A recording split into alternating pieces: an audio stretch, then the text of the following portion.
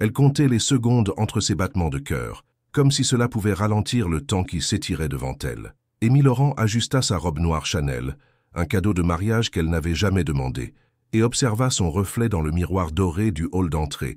42 ans, la peau claire et lumineuse sous les lustres de cristal, les cheveux châtains tirés en un chignon parfait qui ne laissait transparaître aucune émotion. Elle ressemblait à une œuvre d'art dans ce décor somptueux, belle et intouchable, exactement comme il le souhaitait. Le claquement de talons résonna sur le marbre italien alors qu'elle se dirigeait vers la salle à manger. 19 heures précises. Jamais une minute de retard, jamais une minute d'avance. Leur routine était réglée comme une montre suisse, froide et prévisible. Leroy Beaumont l'attendait déjà, assis à l'extrémité de la table qui pouvait accueillir 20 personnes.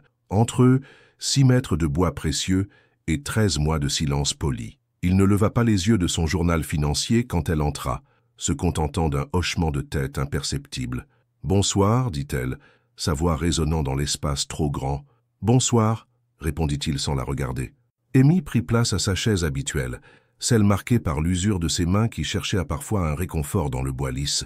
La domestique, une femme discrète qui semblait faire partie des meubles, servit le premier plat, velouté de potimarron comme chaque mercredi depuis leur mariage. Le silence s'installa, ponctué seulement par le tintement délicat des couverts contre la porcelaine. Amy observait son mari, non, son époux de convenance, par-dessus sa cuillère. Le roi Beaumont, à 44 ans, était encore un homme séduisant, malgré les rides creusées par le chagrin au coin de ses yeux grisaciers. Ses cheveux châtains commençaient à grisonner aux tempes, lui donnant cette distinction que seuls les hommes riches savent porter avec élégance. Mais étaient ses mains qui la troublèrent le plus, des mains fines, soignées, qui n'avaient jamais connu le travail manuel, des mains qui auraient pu être douces sur sa peau, si seulement « Comment s'est passée votre journée ?» demanda-t-elle soudain, brisant le protocole de leur silence habituel. Le roi y leva enfin les yeux, surpris par cette déviation de leur routine. Pendant une seconde, elle crut voir autre chose que de l'indifférence dans son regard, quelque chose comme de la curiosité, peut-être même de l'intérêt. « Correct », répondit-il après une pause. « Les marchés asiatiques ont été favorables. Et votre réunion avec les investisseurs coréens ?» Cette fois, il posa complètement sa cuillère et l'observa avec attention. Amy sentit son cœur accélérer. Depuis quand ne l'avait-il pas regardé vraiment? Depuis quand n'avait-elle pas eu droit à toute son attention? Comment savez-vous pour les Coréens? J'ai entendu votre conversation téléphonique hier matin. Les murs sont épais, mais pas assez pour étouffer tout à fait les voix. Un sourire fantôme effleura les lèvres de le roi, si bref qu'elle aurait pu l'imaginer. Vous écoutez aux portes, Madame Beaumont. Le titre qu'elle portait sans l'avoir choisi résonna étrangement dans sa bouche. Pas froid cette fois, mais presque taquin. Non, Monsieur Beaumont, je vis simplement dans la même maison que vous. Effectivement. Le silence revint, mais différent. Moins lourd, moins hostile. Amy osa prendre une autre gorgée de vin, un Bordeaux hors de prix qu'elle ne pouvait plus apprécier tant il avait goût de solitude. J'ai pensé, commença-t-elle avant de s'interrompre. Oui, j'ai pensé redécorer le petit salon, celui qui donne sur le jardin, si cela ne vous dérange pas. Leroy reposa son verre et la fixa intensément. Amy sentit sa peau se réchauffer sous ce regard inhabituel. Que cherchait-il dans ses yeux? Que voyait-il qu'elle ne savait pas qu'elle montrait? Faites donc, dit-il finalement. C'est votre maison aussi. Mais ils savaient tous les deux que était faux. Cette maison, ce mariage, cette vie, rien de tout cela n'était vraiment à elle. Elle n'était qu'une invitée permanente dans sa propre existence. Le reste du dîner se déroula dans un silence plus doux, presque confortable. Amy surprit le roi à l'observer à plusieurs reprises, comme s'il la découvrait pour la première fois. Quand elle porta sa serviette à ses lèvres, quand elle repoussa une mèche imaginaire de son chignon impeccable, quand elle sourit poliment à la domestique qui débarrassait les assiettes. À 21 heures, comme chaque soir, ils se levèrent simultanément. Leroy disparut dans son bureau. Amy monta dans sa chambre, séparée de la sienne par un couloir qui aurait pu être un océan. Mais ce soir-là, en retirant ses bijoux devant sa coiffeuse, Amy repensait à ce regard, à ce sourire fugace, à cette sensation étrange qu'elle avait eue quand il avait dit « Votre maison aussi ». Elle s'allongea dans son lit trop grand, trop froid, et ferma les yeux. Dehors, Lyon s'endormait paisiblement. Ici, dans cette prison dorée, elle commençait à se demander si 13 mois de silence pouvaient vraiment se transformer en quelque chose d'autre. Et pour la première fois depuis son mariage, Amy Laurent s'endormit avec une question qui lui brûlait les lèvres. Et si son mari commençait enfin à la voir? Le lendemain matin, Amy découvrit un bouquet de pivoines blanches sur la table de la cuisine. Elle resta figée devant les fleurs, sa tasse de café à mi-chemin entre la soucoupe et ses lèvres. Personne ne lui avait offert de fleurs depuis si longtemps qu'elle ne s'en souvenait plus. Certainement pas depuis son mariage. Les pivoines étaient parfaites, délicates, encore perlées de rosée matinale. Elles semblaient presque irréelles dans cette cuisine aseptisée où même les émotions avaient l'air d'être rangées dans des tiroirs. « Madame Beaumont ?» fit la voix hésitante de Brigitte, la femme de ménage. « Monsieur Leroy a dit que était pour vous. Il est parti très tôt ce matin pour Paris. » Amy hocha la tête, incapable de prononcer un mot. Ses doigts effleurèrent les pétales soyeux. Pourquoi maintenant? Pourquoi ces fleurs? Était-ce une excuse pour leur étrange conversation de la veille? Ou bien, elle secoua la tête. Il ne fallait pas qu'elle s'imagine des choses qui n'existaient pas. Mais tout au long de la journée, elle ne put s'empêcher de repenser à ces pivoines. Elle les avait installées dans le petit salon dont elle avait parlé la veille, celui qui donnait sur le jardin et que le roi lui avait permis de redécorer. Assise dans le canapé en velours fatigué, elle contemplait les fleurs en sirotant son thé. Pour la première fois depuis des mois, elle avait envie de créer quelque chose. Ses doigts la démangeaient, réclamèrent le contact de la soie, du coton, des tissus nobles qu'elle travaillait autrefois dans l'atelier familial. Avant que tout s'effondre, avant que son père tombe malade, avant ce mariage de convenance, qui l'avait sauvée financièrement mais tuée émotionnellement, elle se dirigea vers l'ancienne armoire normande qu'elle avait fait installer dans un coin du salon. À l'intérieur, soigneusement rangés, se trouvaient ses derniers trésors, quelques coupons de soie lyonnaise, des dentelles de Calais, du cachemire de Écosse, des tissus qu'elle avait achetés avec ses derniers sous, incapables de résister à leur beauté même dans la tempête. Ses mains tremblèrent légèrement quand elle sortit un coupon de soie couleur champagne. La matière glissa entre ses doigts comme une caresse. Combien de temps avait-elle négligé cette partie d'elle-même? Combien de temps avait-elle enterré Amy la créatrice sous Madame Beaumont la femme trophée? Le téléphone sonna, l'attirant de ses pensées. Elle hésita avant de décrocher. Peu de gens appelaient directement à la maison. « Allô? Amy? C'est Céline !» La voix de sa sœur cadette la fit sourire malgré elle. Céline travaillait comme infirmière à l'hôpital Édouard Herriot et était la seule personne à connaître la véritable nature de son mariage. « Comment tu vas, ma chérie? »« Ça va, enfin, je crois. Et papa? »« Mieux, beaucoup mieux. Les traitements donnent de bons résultats. Ils demandent de tes nouvelles tout le temps. » Amy ferma les yeux. Tout cela, ce mariage, ce sacrifice, cette vie, avait commencé par l'amour qu'elle portait à son père. Un homme fier qui avait bâti son atelier de ses propres mains, qui lui avait transmis l'amour du beau tissu et du travail bien fait. Voir les dettes s'accumuler, le voir s'affaiblir, être incapable de payer ses soins. Quand le roi Beaumont avait proposé ce marché, elle n'avait pas eu le choix. « Amy, tu es là? »« Oui, pardon.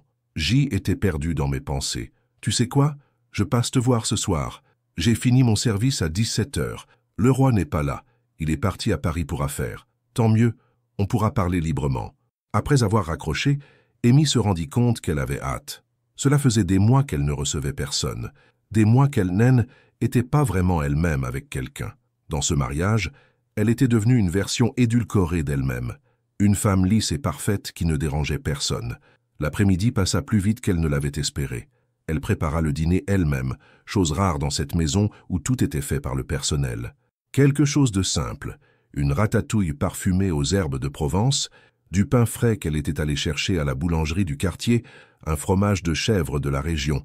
Quand Céline arriva, avec ses cheveux frisés échappés de son chignon d'infirmière et son sourire lumineux, la maison sembla soudain plus vivante. « Mon Dieu, Amy, tu es magnifique !» s'exclama sa sœur en l'embrassant. « Mais tu as l'air, je ne sais pas, différente. Différente comment? Plus présente, comme si tu étais vraiment là pour une fois. » Elles s'installèrent dans la cuisine, ignorant volontairement la somptueuse salle à manger. Céline parlait de l'hôpital, de ses patients, de son petit appartement dans le 7e arrondissement qu'elle adorait malgré sa taille réduite. Amy écoutait avec fascination, réalisant à quel point la vraie vie lui manquait. « Et toi ?» demanda finalement Céline. « Comment ça se passe avec ton milliardaire glacé ?» Céline: « Non, sérieusement. Ça fait 13 mois, Amy. 13 mois que tu vis comme une nonne dans un château. Ce n'est pas une vie, ça. » Amy hésita, puis raconta le dîner de la veille, les regards différents, les pivoines du matin, cette sensation étrange que quelque chose changeait. « Tu crois que... » commença Céline. Je ne sais pas.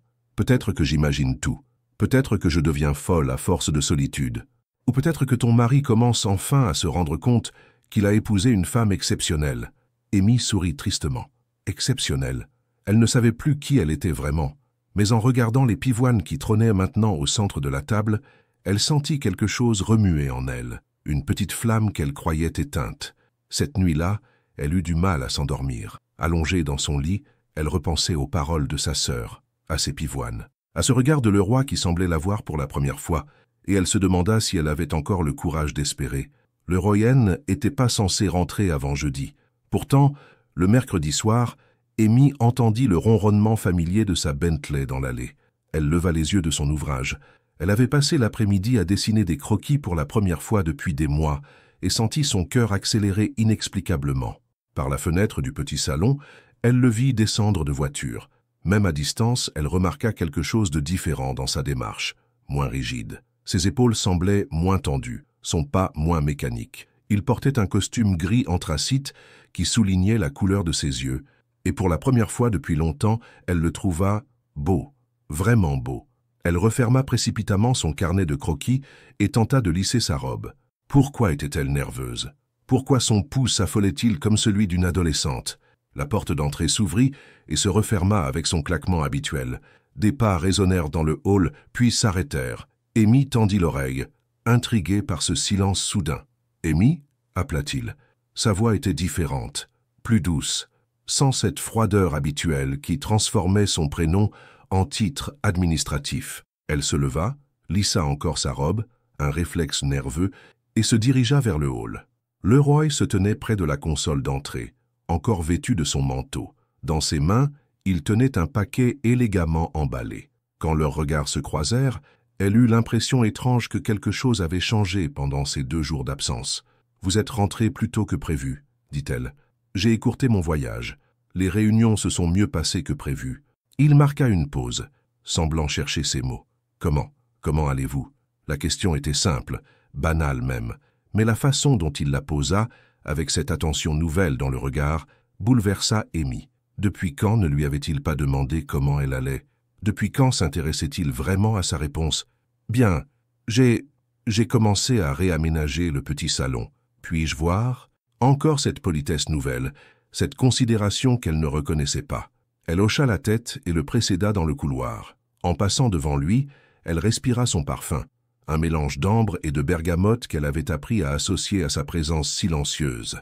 Dans le salon, les pivoines trônaient toujours sur la table basse, légèrement fanées mais encore belles. Le roi s'arrêta devant elle et Amy crut voir l'ombre d'un sourire sur ses lèvres. « Elles vous ont plu » demanda-t-il. « Beaucoup. C'était inattendu. J'ai pensé que cette pièce avait besoin de vie, comme le reste de la maison, comme le reste de leur mariage, » pensa-t-elle sans oser le dire. Il observait maintenant ses croquis étalés sur le canapé et elle rougit en réalisant qu'elle avait oublié de les ranger. « Vous dessinez » demanda-t-il en s'approchant. « Ce n'est rien, vraiment, juste des idées. » Mais il avait déjà pris un des carnets et l'examinait avec attention. Amy retint son souffle. Ses dessins, était son âme mise à nu. Des robes élégantes, des vestes aux coupes parfaites, des détails de broderie qui parlaient de son héritage familial. Tout ce qu'elle avait refoulé depuis des mois jaillissait sur le papier avec une intensité qui la surprenait elle-même. « C'est remarquable, » murmura-t-il. « Vous n'êtes pas obligé de... » « Non, je suis sérieux. Ces créations elles sont magnifiques, Amy. » Il avait prononcé son prénom avec une douceur qu'elle ne lui connaissait pas. Pas Madame Beaumont, pas cette distance protocolaire qu'il maintenait depuis leur mariage. Juste Amy, son vrai nom, dans sa bouche, avec une chaleur nouvelle. « J'ai apporté quelque chose de Paris, » dit-il, en lui tendant le paquet qu'il portait depuis son arrivée. Amy le prit avec des gestes hésitants. À l'intérieur, soigneusement emballé dans du papier de soie, se trouvaient 3 coupons de tissu somptueux, du crêpe de Chine bleu nuit, de la soie sauvage dorée et du cachemire couleur perle si doux qu'il semblait fondre sous ses doigts. « Comment avez-vous su » chuchota-t-elle, émue aux larmes. « L'autre soir, au dîner, j'ai remarqué la façon dont vous regardiez la nappe, et hier matin, j'ai vu que vous aviez sorti des tissus de l'armoire. Je me suis dit que vous aimeriez peut-être en avoir de nouveaux. Cette attention, cette observation fine de ses gestes et de ses désirs la bouleversa. Depuis quand la regardait-il vraiment? Depuis quand remarquait-il ces détails infimes qui composaient sa personnalité? Leroy, Il y a autre chose, l'interrompit-il doucement. J'ai réfléchi à Paris, à nous, à cette situation. Le cœur d'Amy s'emballa. Le moment qu'elle redoutait et espérait à la fois était-il arrivé. Allait-il mettre fin à leur mariage? Ou bien, je sais que ce n'est pas ce que vous aviez imaginé pour votre vie, reprit-il. Ce n'est pas ce que j'avais imaginé non plus. Mais, ces derniers jours, j'ai réalisé que peut-être nous pourrions essayer d'être autre chose que deux étrangers qui partagent une adresse. Il s'approcha d'elle, assez près pour qu'elle puisse voir les paillettes dorées dans ses yeux gris. Si vous le souhaitez, bien sûr. Je ne veux rien vous imposer de plus que je ne l'ai déjà fait.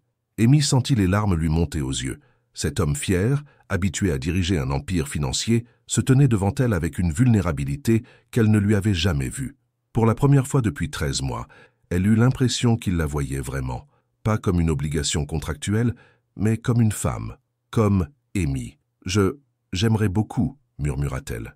Et quand il sourit, un vrai sourire qui illumina son visage habituellement fermé, elle comprit que quelque chose venait de changer à jamais entre eux. Les jours qui suivirent ressemblèrent à une danse délicate entre deux êtres qui apprenaient à se connaître. Amy se réveilla ce samedi matin avec une sensation étrange. Pour la première fois depuis des mois, elle avait hâte de descendre prendre son petit déjeuner. Pas parce qu'elle avait faim, mais parce qu'elle savait que Leroy serait là, et que désormais, ils se parlaient vraiment. En descendant l'escalier, elle entendit des voix dans la cuisine. Une conversation animée, ponctuée de rires. Elle s'arrêta sur la dernière marche, surprise. Leroy qui riait, elle ne l'avait jamais entendu rire. En poussant la porte, elle découvrit son mari attablé avec Brigitte, la femme de ménage, tous deux penchés sur un journal ouvert à la page des mots croisés. Leroy tenait un stylo et semblait réfléchir intensément à une définition. Sentiment qui fait battre le cœur. 7 lettres, dit Brigitte. Vous avez une idée, monsieur Leroy? Passion? Non, c'est 8 lettres. Bonjour, dit Amy depuis le seuil. Leroy leva les yeux vers elle, et son visage s'illumina d'un sourire spontané qui lui coupa le souffle. Bonjour, Amy. Venez nous aider. Nous séchons sur cette définition. Elle s'approcha, encore étonnée par cette scène domestique si éloignée de l'image qu'elle avait de son mari. Leroy Beaumont, l'homme d'affaires redoutable qui dirigeait un empire financier, faisait des mots croisés avec sa femme de ménage un samedi matin. Sentiment qui fait battre le cœur, répéta-t-elle en regardant par-dessus son épaule. 7 lettres. Elle sentit le parfum de Leroy, cette odeur d'ambre et de bergamote qui lui était devenue familière. Il portait un pull en cachemire noir et un jean. Elle ne l'avait jamais vu en tenue décontractée. Il était encore plus séduisant ainsi, plus accessible, plus humain. « Émotion » proposa-t-elle. « Parfait » s'exclama Brigitte en battant des mains. « Madame Amy, vous êtes formidable. » Leroy écrivit le mot dans les cases, et ses doigts effleurèrent brièvement ceux de Amy quand elle pointa la grille. Ce contact fugace la fit frissonner. « Merci » murmura-t-il, et elle eut l'impression qu'il ne parlait pas seulement des mots croisés. Brigitte S. éclipsa discrètement, prétextant des courses à faire. Amy et Leroy se retrouvèrent seuls dans la cuisine baignée de soleil. Une intimité nouvelle flottait entre eux, faite de sourires timides et de regards qui s'attardaient. « Vous avez faim » demanda Leroy. « Je pourrais nous préparer quelque chose. »« Vous cuisinez » Il eut un petit rire gêné. « Pas très bien, je l'avoue. Mais je me débrouille avec les œufs brouillés. J'aimerais beaucoup. » Pendant qu'il s'affairait au fourneau, Amy l'observait. Ses gestes étaient précis, mais sans l'assurance qu'il montrait dans les affaires. Il y avait quelque chose de touchant dans cette maladresse, cette vulnérabilité qu'il acceptait de montrer devant elle. « Racontez-moi votre enfance, » dit-elle soudain. Leroy suspendit son geste, l'œuf à mi-chemin du saladier. « Ma enfance? Oui, nous sommes mariés depuis 13 mois, et je ne sais rien de vous, pas vraiment. » Il reprit sa préparation, mais elle vit que ses épaules étaient tendues. Il n'y a pas grand-chose d'intéressant à dire. « Laissez-moi en juger. » Un long silence s'installa. Amy crut qu'il allait se fermer, retrouver cette distance protectrice qui était sa seconde nature. Mais il soupira et commença, d'une voix hésitante. « J'ai grandi dans un pensionnat suisse. Mes parents, ils voyageaient beaucoup, des diplomates. Je les voyais 2 fois par an, parfois 3 si j'avais de la chance. Ils versaient maintenant les œufs dans la poêle, ces mouvements plus brusques qu'avant. J'ai appris très tôt à ne compter que sur moi-même, à ne pas attendre d'affection. C'était plus simple comme ça. Amy sentit son cœur se serrer. Cette froideur qu'elle avait prise pour de l'arrogance cachait en réalité une blessure ancienne. Un enfant abandonné émotionnellement qui avait construit des murs pour se protéger. « Et vous » demanda-t-il sans la regarder. « Votre enfance à vous ?» À l'opposé de la vôtre. Trop d'amour. Peut-être. Mon père me portait au nu.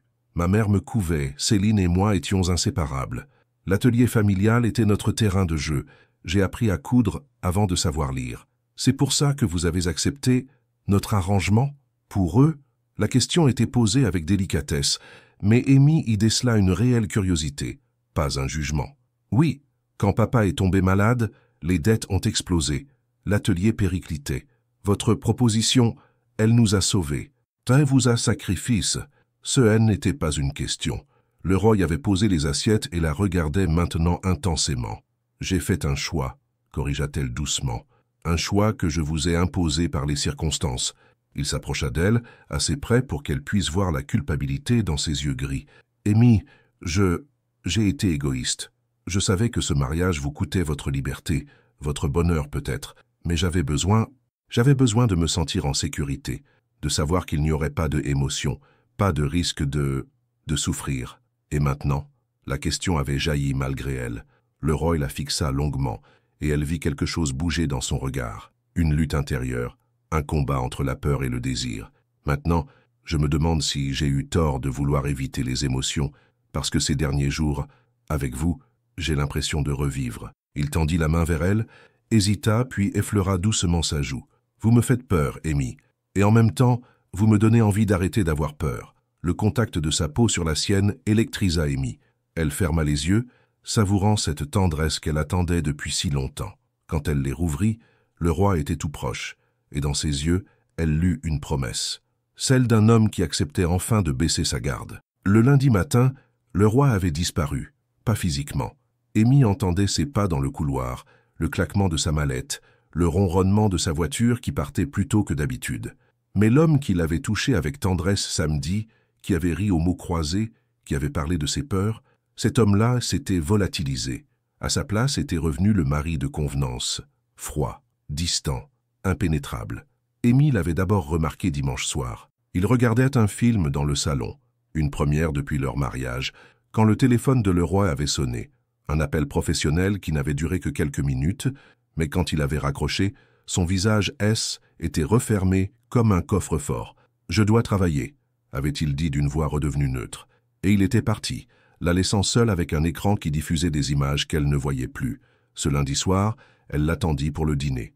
19h, 19h30, 20h. Brigitte avait fini par servir le repas réchauffé, avec ce regard compatissant que Amy détestait. Quand le roi rentra enfin, vers 22h, elle l'attendait dans le hall. Il s'arrêta en la voyant, une expression indéchiffrable sur le visage. « Vous n'aviez pas besoin de m'attendre », dit-il en retirant son manteau. Sa voix était redevenue celle des premiers mois, polie, distante, comme si les derniers jours n'avaient jamais existé. « J'y étais inquiète. Vous n'avez pas prévenu que vous rentreriez tard. Je n'ai pas de compte à vous rendre sur mes horaires, Amy. Notre arrangement ne prévoit pas ce genre d'obligation conjugale. » Le mot « arrangement » la gifla. Après les tissus offerts, après les confidences partagées, après cette caresse sur sa joue, il parlait encore d'arrangement. « Bien sûr, murmura-t-elle. J'avais oublié les termes du contrat. Quelque chose vacilla dans les yeux de Leroy, mais il se ressaisit immédiatement. « Je dînerai dans mon bureau. Bonne nuit, Amy. » Et il monta, la laissant plantée dans ce hall qui lui parut soudain immense et glacé. Les jours suivants confirmèrent ce retour en arrière brutal. Le roi partait avant qu'elle ne se lève, rentrait après qu'elle se soit couchée. Quand leurs chemins se croisaient, il la saluait poliment, comme on salue une connaissance lointaine. Les pivoines fanèrent et moururent, et personne ne les remplaça. Le vendredi soir, Amy n'en pouvait plus. Elle l'attendit dans le salon, décidée à comprendre. Quand elle entendit sa voiture, elle se posta près de la fenêtre et l'observa descendre de son véhicule. Même de loin, elle voyait cette rigidité retrouvée dans ses épaules, cette froideur dans sa démarche. Il entra et la trouva là, debout près de la cheminée éteinte. « Qu'est-ce qui s'est passé ?» demanda-t-elle sans préambule. « Je ne vois pas de quoi vous parlez. Samedi, vous m'avez touché. Vous m'avez dit que je vous faisais peur et que vous aviez envie d'arrêter d'avoir peur. Qu'est-ce qui a changé? Le roi y resta debout près de la porte, comme prêt à fuir. J'ai réfléchi, et j'ai réalisé que était une erreur. Une erreur? Oui. Notre mariage fonctionne très bien comme il est. Pourquoi compliquer les choses avec des sentiments qui ne mènent nulle part? Amy sentit quelque chose se briser en elle. Pas son cœur, il était déjà en miettes depuis longtemps. Quelque chose de plus profond. Son espoir peut-être, sa capacité à croire qu'elle pouvait être aimée. Et les tissus que vous m'avez offerts, les conversations que nous avons eues. Un moment d'égarement. Cela n'arrivera plus. Il parlait d'une voix si neutre, si détachée, qu'elle eut l'impression d'être face à un étranger. Pire, face à quelqu'un qui la considérait comme un meuble, un élément décoratif de sa vie parfaitement ordonné. « Je vois », dit-elle d'une voix qu'elle ne reconnut pas elle-même. « Bien, dans ce cas, si vous voulez bien m'excuser, j'ai du travail. » Il se dirigea vers la porte, mais s'arrêta quand elle reprit la parole. « Qui était-ce? Pardon? La femme que vous avez aimée. Celle qui est morte. C'est à cause d'elle que vous ne pouvez pas, que vous ne voulez pas. » Le visage de le roi se durcit encore davantage. Si c'était possible. Cela ne vous regarde pas. Elle s'appelait comment? Amy, arrêtez. Elle vous aimait? Elle vous connaissait vraiment? Ou vous étiez déjà comme ça avec elle, froid et distant? Ça suffit. Il avait crié, et cette explosion de colère la confirma dans ce qu'elle soupçonnait. Cette femme morte était un fantôme entre eux, un mur plus solide que tous ceux qu'il avait construits. Elle s'appelait Inès, dit-il d'une voix brisée. Elle est morte il y a 6 ans dans un accident de voiture en revenant d'un rendez-vous avec moi. Voilà. Vous êtes satisfaite? Amy ferma les yeux. Tout s'éclairait maintenant. Sa froideur, son refus de l'intimité, cette peur panique qu'elle avait vue dans ses yeux quand il l'avait touchée. « Je suis désolée, murmura-t-elle. Gardez votre pitié et n'essayez plus jamais de me faire redevenir quelqu'un que je ne suis plus. Inès est morte avec cette partie de moi. » Il sortit, la laissant seule avec cette révélation qui expliquait tout et ne consolait rien. Cette nuit-là, allongée dans son lit, Amy prit une décision. Elle ne pouvait plus vivre ainsi. Ces quelques jours d'espoir avaient été pires qu'une torture, parce qu'il lui avait montré ce qu'elle ne pourrait jamais avoir. L'amour de cet homme appartenait à une morte, et elle ne était qu'une ombre dans sa maison. Elle allait partir, vraiment partir cette fois, et peu importait si cela détruisait tout ce pourquoi elle s'était sacrifiée. Amy passa le week-end à préparer son départ dans le secret de sa chambre. Elle avait sorti sa valise du dressing, celle avec laquelle elle était arrivée dans cette maison il y a 13 mois. La même valise fatiguée qui contenait alors tous ses espoirs naïfs. Maintenant, elle la remplissait avec ses désillusions et cette douleur sourde qui s'était installée dans sa poitrine depuis vendredi soir. Les bijoux offerts par le roi, une parure de perles, des boucles d'oreilles en diamant, une montre Cartier, restèrent dans leur écrin. Elle ne prendrait que ce qui lui appartenait vraiment. Ses quelques vêtements personnels, ses carnets de croquis, les photos de sa famille, et les tissus, ceux qu'elle avait amenés, et aussi ceux que le roi lui avait offerts de Paris. Ils étaient peut-être nés d'un malentendu, mais ils faisaient maintenant partie de son histoire. Le dimanche après-midi, elle téléphona à Céline. « Tu peux venir me chercher mardi soir ?» demanda-t-elle sans préambule. « Amy, qu'est-ce qui se passe ?»« Je pars. Je quitte le roi. » Un silence choqué accueillit sa déclaration. « Ma chérie, qu'est-ce qui s'est passé?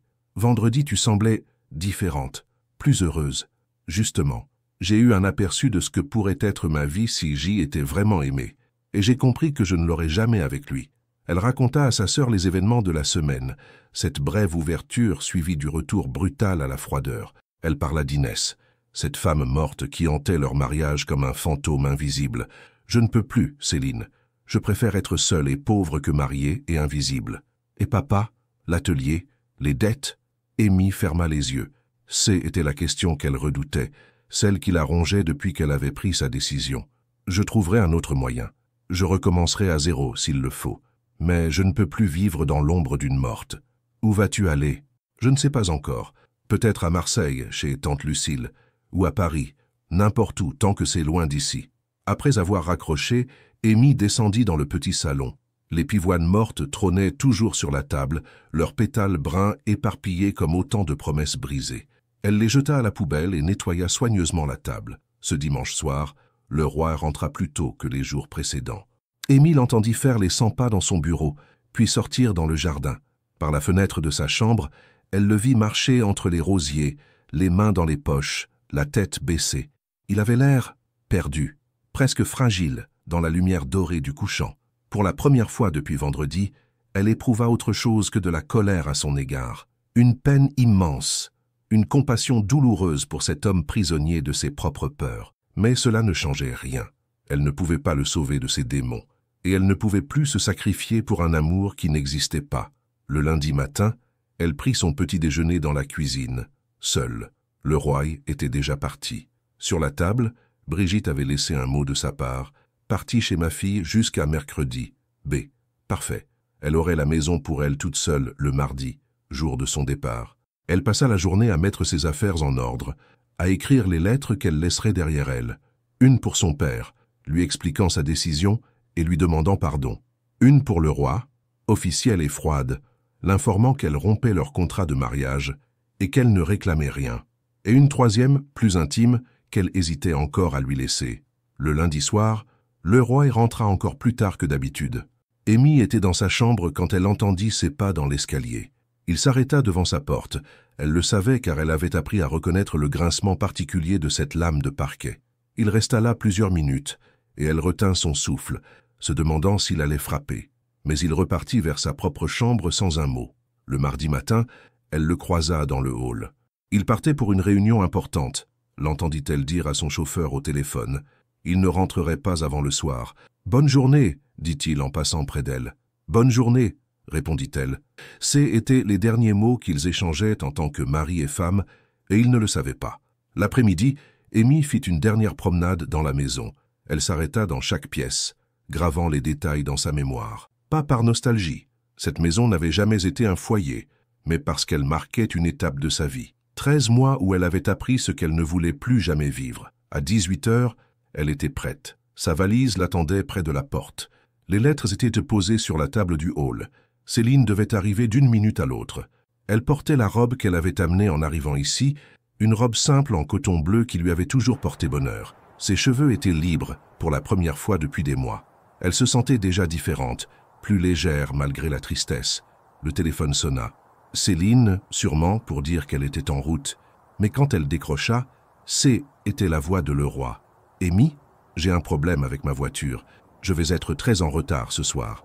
Ne m'attendez pas pour le dîner. »« Très bien, » dit-elle d'une voix qu'elle espérait normale. « Amy, oui ?» Un long silence. Puis, « Rien, à tout à l'heure. » Elle raccrocha, les mains tremblantes. Même maintenant, même à quelques heures de sa fuite, sa voix avait le pouvoir de la bouleverser. Mais était fini. Dans quelques minutes, elle ne serait plus Madame Beaumont. Elle redeviendrait Amy Laurent, et elle apprendrait à nouveau qui elle était vraiment. À 19h15, la Peugeot bleue de Céline s'engagea dans l'allée. Amy regarda une dernière fois le hall somptueux, ses marbres froids et ses dorures qui n'avaient jamais réussi à réchauffer sa solitude. Elle prit sa valise d'une main ferme et sortit sans se retourner. « Tu es sûre ?» demanda Céline en voyant le visage déterminé de sa sœur. « Certaine. » Amy monta dans la voiture et boucla sa ceinture. Quand Céline démarra, elle ne put s'empêcher de jeter un dernier regard à cette maison qui avait été sa prison dorée. Les fenêtres brillaient dans la lumière du couchant, donnant une illusion de chaleur à cette demeure qui n'en avait jamais eu. « Où veux-tu aller ?» demanda Céline une fois sortie de la propriété. « À la gare. Je prendrai le dernier train pour Paris. Amy, tu n'as nulle part où dormir là-bas. Je me débrouillerai. J'ai quelques économies. Et puis, je préfère dormir dans une chambre d'hôtel minable que dans un palais où je n'existe pas. » Elles roulèrent en silence à travers Lyon. La ville s'animait de ses lumières nocturnes. Les terrasses des cafés se remplissaient. La vie normale des gens normaux suivait son cours. Amy observait ces scènes de bonheur ordinaire avec une mélancolie douce. Bientôt, elle pourrait peut-être en faire partie. « Tu comptes faire quoi, à Paris ?» Recommencer. Retrouver du travail dans la couture. Rouvrir un atelier, peut-être. J'ai encore mes carnets de croquis, mes idées. Et papa. Amy ferma les yeux. Était la question qui lui déchirait le cœur. Les traitements de papa sont pris en charge maintenant. L'assurance maladie couvre l'essentiel. Quant aux dettes de l'atelier, je trouverai un autre moyen de les rembourser, même si ça prend des années. Le Roy pourrait... Non, je ne veux plus rien lui devoir. Plus jamais. Elles arrivèrent à la gare de Lyon-Pardieu à 20h30. L'endroit grouillait de voyageurs pressés, de familles chargées de bagages, d'amoureux qui se retrouvaient ou se quittaient. Amy acheta son billet pour le train de 23h45, le dernier départ pour Paris. « Je reste avec toi jusqu'au départ », décida Céline. Elles s'installèrent sur un banc dans le hall principal. Amy serrait sa valise contre elle comme un bouclier. Autour d'elle, la vie de la gare suivait son rythme effréné, mais elle se sentait étrangement calme. Pour la première fois depuis des mois, elle avait l'impression de reprendre le contrôle de sa vie. « Tu vas me manquer », dit Céline, en lui prenant la main. « Toi aussi, mais ce n'est pas un adieu. Juste un nouveau commencement. » À 22 heures, Céline dut partir. Elle prenait son service tôt le lendemain matin à l'hôpital. Amy la regarda s'éloigner, et pour la première fois depuis qu'elle avait pris sa décision, elle sentit une bouffée de panique. Et si elle faisait une erreur? Et si? Non. Elle chassa ses pensées. Elle avait vécu 13 mois dans le « et si ». Il était temps d'arrêter. Elle se dirigea vers le quai où stationnait déjà son train. En passant devant une boutique de journaux encore ouverte, elle aperçut son reflet dans la vitrine. Cette femme aux cheveux libres, au visage déterminé malgré la tristesse, elle ne ressemblait plus à Madame Beaumont. Elle redevenait Amy Laurent. Le quai était moins bondé que le hall principal. Quelques voyageurs nocturnes attendaient avec leurs bagages, plongés dans leur téléphone ou leurs livres. Amy s'installa sur un banc et regarda l'horloge de la gare. 23h20, plus que 25 minutes avant le départ. C'est alors qu'elle entendit des pas précipités résonner sur le carrelage du quai. Elle leva les yeux et son cœur s'arrêta. Le roi courait vers elle, le visage défait, sa veste de costume froissée, ses cheveux en bataille. Il s'arrêta à quelques mètres d'elle, hors d'haleine, et la fixa avec une expression qu'elle ne lui avait jamais vue, de la panique, du désespoir, et autre chose qu'elle n'osa pas identifier. Amy, sa voix était brisée, rauque d'avoir couru et peut-être d'avoir crié son nom dans les couloirs de la gare. « Comment avez-vous su » demanda-t-elle d'une voix plus calme qu'elle ne l'était. « Votre lettre ? Je suis rentrée plus tôt que prévu. J'ai vu votre lettre et je... » Il s'approcha encore et elle vit qu'il tremblait. « Ne partez pas, s'il vous plaît. »« Pourquoi ? » Parce que... Il se passa une main dans les cheveux, cherchant ses mots comme s'il parlait une langue étrangère. « Parce que vous avez raison. Sur tout. Sur moi. Sur nous. Sur cette mascarade que j'ai appelée un mariage. Mais Amy, vous ne pouvez pas partir maintenant. »« Pourquoi ?» répéta-t-elle. L'horloge affichait 23h35, plus que 10 minutes. « Parce que j'ai peur de ce qui va m'arriver si vous n'êtes plus là. » Cette confession, arrachée à sa fierté et à ses défenses, la bouleversa. Mais elle ne pouvait plus se laisser attendrir par ces moments de faiblesse, suivis invariablement de retours en arrière cruels. « Vous vous en remettrez, le roi, comme vous vous êtes remis de la mort d'Inès. » Il tressaillit comme si elle l'avait giflé. « Non, je ne me suis jamais remis d'Inès. J'ai survécu, c'est différent. Et avec vous, j'ai eu peur de recommencer à vivre vraiment. » L'horloge égrenait les secondes. 23h38. « Il est trop tard, le roi. Non, écoutez-moi, je vous en prie. Laissez-moi vous expliquer. » Mais les haut-parleurs de la gare l'interrompirent. « Mesdames et messieurs, le train à destination de Paris-Gare de Lyon va partir. Montez en voiture, s'il vous plaît. » Amy se leva et prit sa valise. Le roi fit un pas vers elle, la main tendue. « Amy, je vous en supplie. » Elle le regarda une dernière fois. Cet homme fier, puissant, habitué à tout contrôler, était là devant elle, vulnérable et suppliant. Une partie d'elle mourait de le voir ainsi. Mais l'autre partie, celle qui avait survécu à 13 mois de négligence émotionnelle, savait qu'il était trop tard pour les regrets. « Au revoir, le Roy. » Elle monta dans le train, trouva sa place et s'assit près de la fenêtre. Sur le quai, le Roy était resté immobile, la regardant à travers la vitre. Leurs yeux se croisèrent une dernière fois, et à 23h45 précise, le train S ébranla, emportant Amy vers sa nouvelle vie. Le Roy resta sur le quai longtemps après que le train eut disparu dans la nuit. Les voyageurs se dispersèrent. Les employés de la SNCF fermèrent les boutiques, et peu à peu, la gare retrouva son calme nocturne. Lui ne bougeait pas, fixant encore les rails vides, comme si Amy allait revenir par miracle. Pour la première fois depuis 6 ans, il pleurait. Pas des larmes discrètes, contrôlées, comme celles qu'il avait versées aux funérailles d'Inès. Non, des sanglots profonds qui remontaient de ses entrailles, qui secouaient tout son corps et faisaient voler en éclats la carapace qu'il s'était construite. Il avait perdu Amy, et cette perte lui révélait une vérité qu'il avait refusé de voir. Il l'aimait. Il l'aimait d'un amour différent de celui qu'il avait éprouvé pour Inès, mais pas moins intense. Un amour fait de respect, d'admiration pour sa force, de tendresse pour sa vulnérabilité cachée. Un amour qu'il avait tué dans l'œuf par lâcheté. Quand il finit par rentrer chez lui, la maison lui parut différente, vide. pas seulement de la présence de Amy, mais vide de sens. Ses meubles précieux, ses œuvres d'art, ce luxe ostentatoire, tout cela était pathétique sans elle. Il monta dans sa chambre et, pour la première fois depuis leur mariage, poussa la porte de celle d'Amy. L'odeur de son parfum flottait encore dans l'air, jasmin et vanille, une fragrance qui lui donnait maintenant envie de hurler. Sur la commode, elle avait laissé tous les bijoux qu'il lui avait offerts, même sa bague de mariage. Le message était clair, elle ne voulait rien garder de leur histoire. Elle repartait de zéro, débarrassée du poids de leur échec. Il s'assit sur le lit qu'elle avait fait avec soin et prit l'une des lettres qu'elle avait laissées, celle qui lui était destinée. Quelques lignes froides, professionnelles, qui parlèrent de rupture de contrat et d'arrangements financiers. Rien sur leur moment partagé, rien sur ce qu'ils avaient de failli construire. Mais il y en avait une autre, plus petite, cachée sous la première. Son nom était écrit dessus d'une écriture tremblante. « Le roi, je ne sais pas si vous lirez cette lettre, mais j'avais besoin de l'écrire. Je pars parce que je n'arrive plus à vivre avec un fantôme. Inès aura toujours votre cœur, et j'ai fini par comprendre que je ne pourrais jamais lutter contre une morte. Elle était parfaite dans votre souvenir, et moi, je ne suis qu'une femme imparfaite qui voulait juste être aimée. Ces derniers jours, quand vous avez baissé votre garde, j'ai entrevu l'homme que vous pourriez être. Cet homme-là, je l'aurais aimé sans limite, mais vous l'avez enterré avec elle, et je ne peux plus attendre qu'il ressuscite. Je vous souhaite de retrouver la paix, le roi. Vous la méritez. Nous la méritions tous les deux. Amy. » Il lut la lettre 3 fois, chaque mot s'imprimant dans sa chair comme une brûlure. Elle avait tout compris. Sa peur, sa culpabilité, sa loyauté maladive envers une morte. Et elle avait eu le courage de partir quand lui n'avait eu que la lâcheté de fuir. Il descendit dans son bureau et ouvrit le tiroir secret de son secrétaire. Au fond, dans une boîte de velours, se trouvait sa photo préférée d'Inès. Elle souriait, radieuse, lors de leurs dernières vacances en Toscane.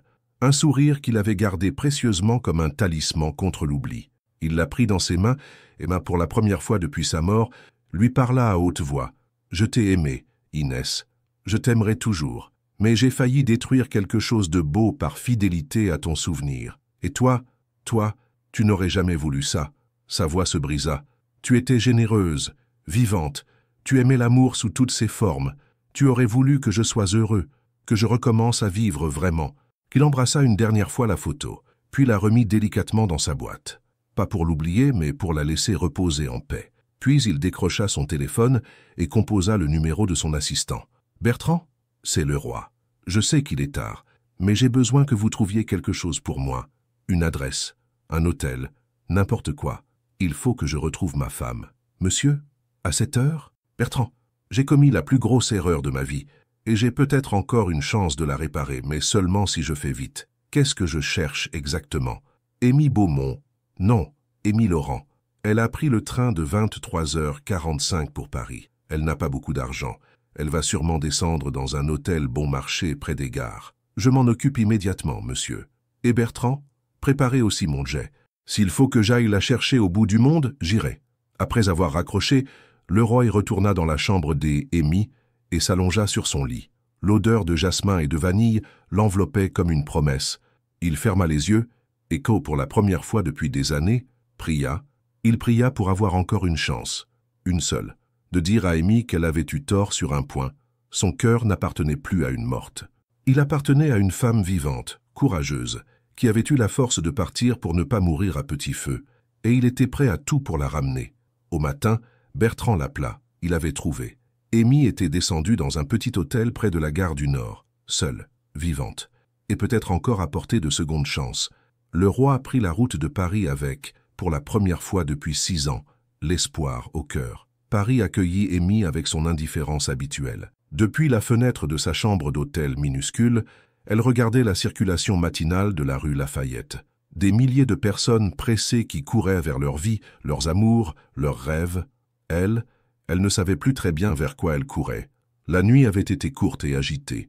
Chaque fois qu'elle fermait les yeux, elle revoyait le visage défait de Leroy sur le quai de la gare. Cette expression de panique pure qu'elle ne lui avait jamais vue. Pour la première fois, il avait paru humain, vulnérable, réel. Mais il était trop tard pour les regrets. Elle se doucha dans la salle de bain exiguë et enfila sa robe bleue, la seule propre qui lui restait. Aujourd'hui, elle devait commencer sa nouvelle vie, trouver un travail, un appartement, reconstruire ce qu'elle avait été avant de devenir Madame Beaumont. En descendant prendre son petit déjeuner dans le café en bas de l'hôtel, elle acheta les journaux. Les offres d'emploi dans la mode N étaient pas nombreuses, mais elle en repéra quelques-unes, qui correspondaient à son profil. Retoucheuse dans un atelier de couture, assistante modéliste dans une petite maison. Des postes modestes, mais qui lui permettraient de retrouver le contact avec les tissus, la création. Vers 11 heures, elle se dirigea vers le métro pour aller à son premier rendez-vous. L'atelier se trouvait dans le Sentier, le quartier historique de la confection parisienne. En marchant dans ces rues qu'elle ne connaissait pas, elle se sentit étrangement libre. Pour la première fois depuis 13 mois, personne ne savait où elle était. Personne n'attendait rien d'elle. Elle pouvait être qui elle voulait. Le premier entretien se passa mieux qu'elle ne l'espérait. Madame Chen, la propriétaire de l'atelier, fut impressionnée par ses croquis et son expérience familiale. Le salaire était modeste, mais C était un début. « Vous pouvez commencer lundi ?» demanda la femme. « Avec plaisir. » En sortant de l'atelier, Amy eut l'impression de respirer pour la première fois depuis des mois. Elle avait un travail, un nouveau départ. Elle allait s'en sortir. L'après-midi, elle visita plusieurs appartements dans les arrondissements populaires. Des surfaces minuscules, sans charme, aux antipodes du luxe lyonnais. Mais ils lui appartenaient potentiellement. Personne ne pourrait l'en chasser, personne ne la traiterait comme un meuble décoratif. Vers 18 heures, épuisée mais satisfaite de sa journée, elle remonta vers son hôtel. En passant devant une brasserie, elle décida de s'arrêter pour dîner. C était la première fois depuis longtemps qu'elle mangeait seule en public, et cette liberté la grisait. Elle commanda une simple omelette et un verre de vin blanc, et observa les autres clients. Un couple qui se disputait à voix basse, des collègues qui fêtaient une promotion, une femme seule, comme elle, qui lisait en mangeant. Toutes ces vies ordinaires qui lui semblaient soudain précieuses. C'est en sortant de la brasserie qu'elle le vit. Leroy se tenait devant son hôtel, appuyé contre sa Bentley. Il portait le même costume froissé que la veille, comme s'il n'avait pas dormi, et scrutait chaque passant avec une intensité désespérée. Le cœur d'Amy s'emballa. Il était venu. Il était là, à Paris, à la chercher. Mais pourquoi? Pour la supplier de revenir jouer les épouses fantômes? Pour lui proposer de meilleures conditions contractuelles? Elle recula dans l'ombre d'une porte cochère et l'observa. Il avait l'air épuisé, défait. Ses cheveux habituellement impeccables étaient ébouriffés, sa veste froissée. Cet homme qui contrôlait un empire financier semblait avoir perdu le contrôle de sa propre vie. Un couple sortit de l'hôtel, et le roi se précipita vers eux. Elle l'entendit leur demander s'ils connaissaient Amy Laurent. Ils secouèrent la tête et s'éloignèrent. Il retourna à sa voiture, se passa une main dans les cheveux et recommença son guet. Amy resta cachée, partagée entre l'envie de courir vers lui et celle de fuir encore plus loin. Que lui voulait-il? Avait-il vraiment changé? Ou était-ce juste l'orgueil blessé d'un homme habitué à obtenir ce qu'il voulait? Elle pensa à sa journée, à ce travail qu'elle avait décroché, à cette liberté retrouvée, à cette vie qu'elle était en train de reconstruire pierre par pierre.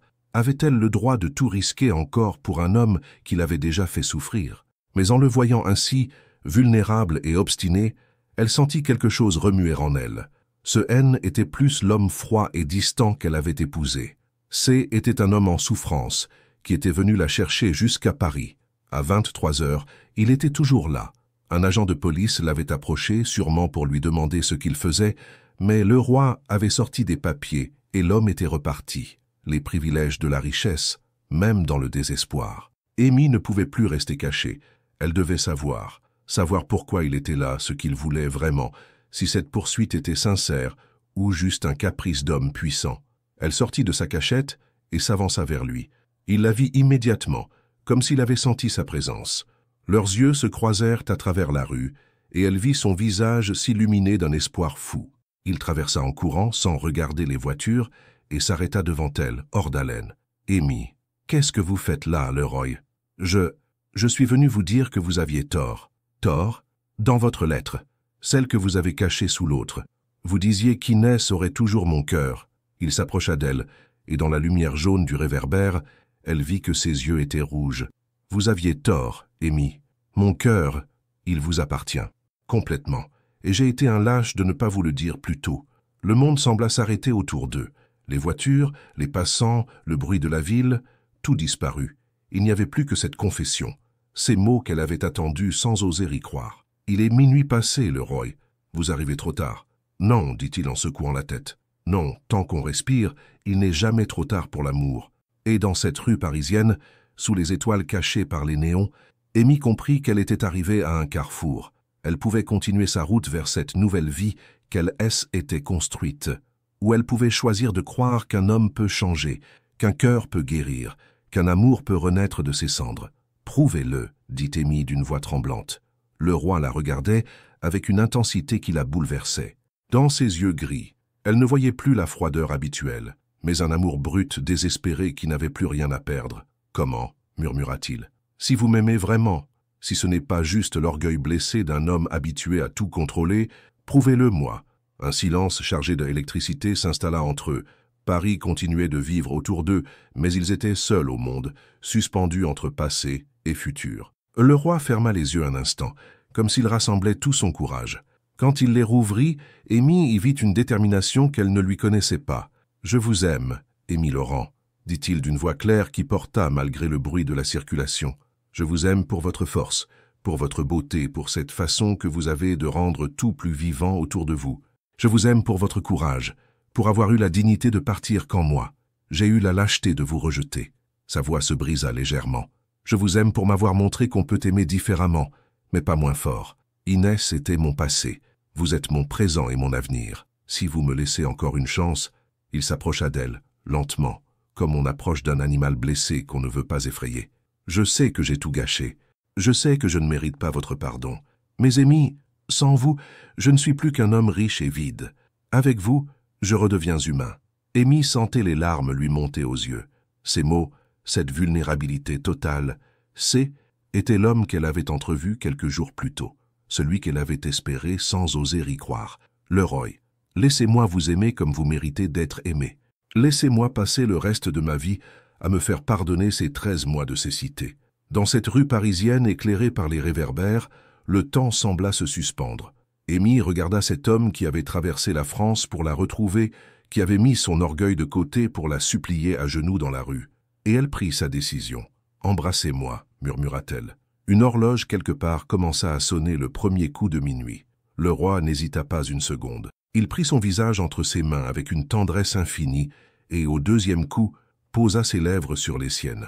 Ce fut d'abord un baiser doux, presque timide, comme s'il avait peur qu'elle disparaisse. Puis, Amy répondit, et tandis que les coups de minuit continuaient de résonner autour d'eux, ce baiser devint tout ce qu'ils avaient retenu pendant 13 mois. Chaque battement de l'horloge marquait leur passage du passé vers l'avenir, et quand le 12e coup retentit, ils surent que quelque chose venait de renaître entre eux. Passion, désespoir, amour, pardon.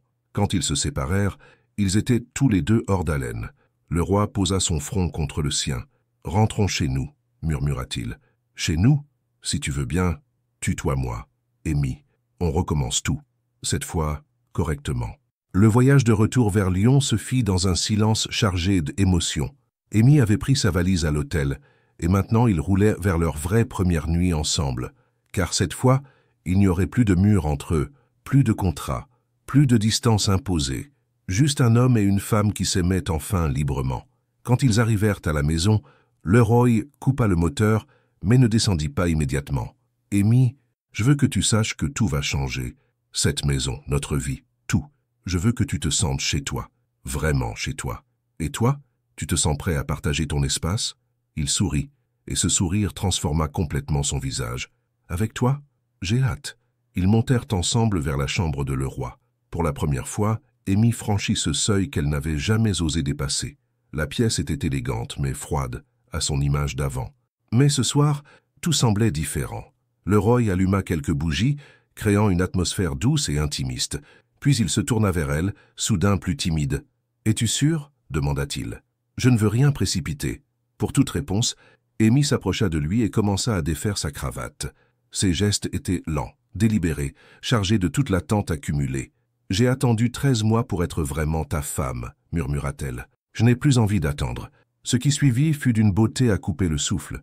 13 mois de frustration et de désir réprimés explosèrent en une passion qui les submergea tous les deux. Leroy la découvrait avec une tendresse révérencieuse, comme s'il touchait quelque chose de sacré. Amy se livrait sans retenue, offrant son corps et son âme à cet homme qu'elle aimait malgré tout. Ils firent l'amour avec une intensité qui effaça d'un coup tous les malentendus, toutes les blessures. Dans cette fusion parfaite, ils trouvèrent enfin ce qu'ils cherchaient depuis le début, l'amour vrai, total, sans condition. Quand ils s'endormirent, enlacés, Amy sut qu'elle était enfin rentrée chez elle, pas dans cette maison luxueuse, mais dans les bras de l'homme qui l'aimait pour ce qu'elle était vraiment. Et le roi, sentant le parfum de jasmin et de vanille dans ses cheveux, comprit qu'il venait de vivre la plus belle nuit de sa vie, celle où il avait cessé de survivre pour recommencer à vivre. Amy se réveilla ce matin de juin avec le parfum des pivoines qui montaient du jardin. 6 mois depuis cette nuit parisienne où tout avait basculé. 6 mois depuis qu'ils avaient appris à s'aimer vraiment, sans masque, sans contrat, sans peur. Elle se tourna vers le roi, qui dormait encore, un bras protecteur autour de sa taille. Dans le sommeil, son visage avait retrouvé cette douceur qu'elle lui avait découverte lors de leur premier vrai moment d'intimité. Plus de rides de tension, plus de mâchoires crispées. Juste un homme en paix. Leur mariage avait été renouvelé dans la plus stricte intimité, 1 mois après son retour. Pas de grande cérémonie, pas de contrat cette fois, juste eux deux, Céline comme témoin, et les mots qu'ils se murmuraient depuis des semaines. « Je t'aime pour ce que tu es, je te choisis pour ce que nous sommes ensemble. » Amy se leva doucement pour ne pas le réveiller et enfila sa robe de chambre en soie, un cadeau de le roi qui avait remplacé tous ses anciens présents protocolaires par des attentions vraiment personnelles. Elle descendit dans la cuisine où Brigitte préparait déjà le petit déjeuner en fredonnant. « Bonjour Madame Amy. Monsieur le roi dort encore ?»« Bonjour Brigitte. Oui, il a travaillé tard hier soir, mais pas dans son bureau fermé comme avant. Maintenant, il installait souvent ses dossiers dans le petit salon qu'Amy avait transformé en atelier de couture. Il aimait travailler près d'elle pendant qu'elle créait, et parfois, il levait les yeux de ses écrans pour la regarder dessiner, avec cette expression émerveillée qu'il avait encore parfois. L'atelier, son rêve redevenu réalité. Avec le soutien de le roi, qui était devenu son associé officieux, elle avait rouvert l'atelier familial à Lyon. Pas pour l'argent cette fois, mais par passion pure. Son père, dont la santé s'était stabilisée, y passait ses après-midi à lui transmettre les derniers secrets du métier. Céline venait souvent le dimanche, et la maison résonnait enfin de vrais rires, de vraies conversations. « Madame » appela Brigitte. « Votre sœur au téléphone. » Amy prit l'appareil avec un sourire. Céline l'appelait chaque matin maintenant, comme si elle avait encore du mal à croire au bonheur de sa sœur. « Alors, comment va ma belle-sœur préférée ?»« Céline, je suis ta seule belle-sœur. »« Justement. Et comment va mon beau-frère préféré ?»« Il dort. Nous avons regardé des films très tard hier soir. » Était leur nouveau rituel. Chaque vendredi, ils choisissaient un film ensemble, préparèrent du pop-corn et se blottissaient sur le canapé comme des adolescents. Le Roy découvrait les comédies romantiques.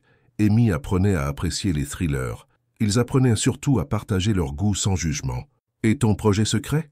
demanda Céline avec malice. « Chut! Il peut nous entendre. » Amy baissa la voix.